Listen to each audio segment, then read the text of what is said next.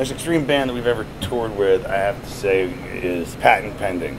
Because those guys, the energy level that's put forth every night is absolutely crazy, and it's awesome because it reminds me of what I used to look like 20 years ago. Whenever I had that much energy, and now I feel sometimes halfway through a set, it's like I haven't moved more than 3 feet this entire show. But those guys are insane. The most extreme place I've ever woken up on tour, sitting in a hotel lobby in my pajamas, for some reason with my wallet in my hand, and having no idea how I got there. The most extreme venue that we've ever played has got to be Donington Race Park in the UK for the Download Festival. I mean, it's Woodstock once a year, every summer. It's Donington Castle. That's where, rock and roll was meant to happen on such a huge, grand scale, and so, like, just super honored to have been able to play there on multiple occasions, and it's just nuts to see. We have friends that are involved with the organizational part of it as well, and it's nuts to see what it takes to put a 3-day festival with 100,000 people staying on site. They pull it off. I would not want to be the one in charge of anything for that, but it's just insane.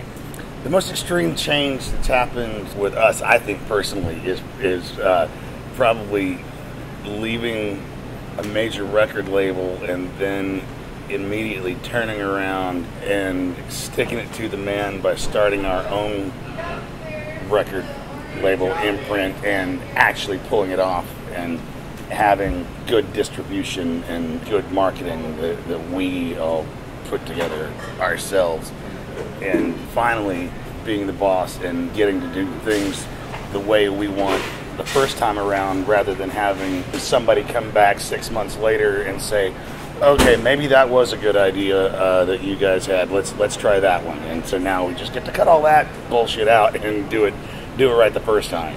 We released an album, went on tour. We're in the middle of the tour, and it got shelved for another 6 weeks. So then, still in the midst of that tour, we find out then that we're getting dropped.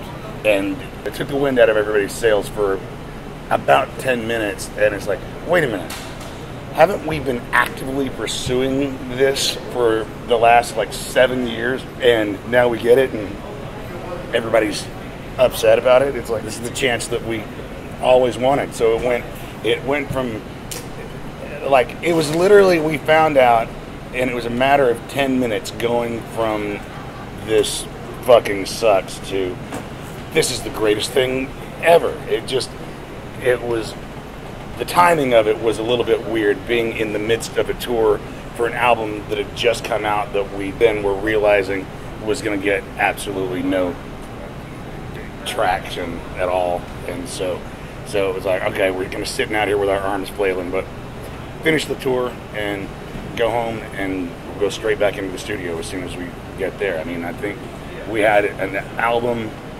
recorded and released within 6 or 8 months of releasing the previous one. The way that it happened is our product manager at that label lost something like 12 acts in one day. They went through and just did corporate house cleaning, and it was like, all right. The most extreme thing I've autographed, I mean, yeah, it's very similar to Nikki's story.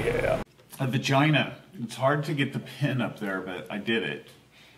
Only evidently he said that he managed to get the pen up inside. I just kept it on the outside. So maybe that's not quite as he's freaking Nikki 6. He beats me on that one. Most extreme.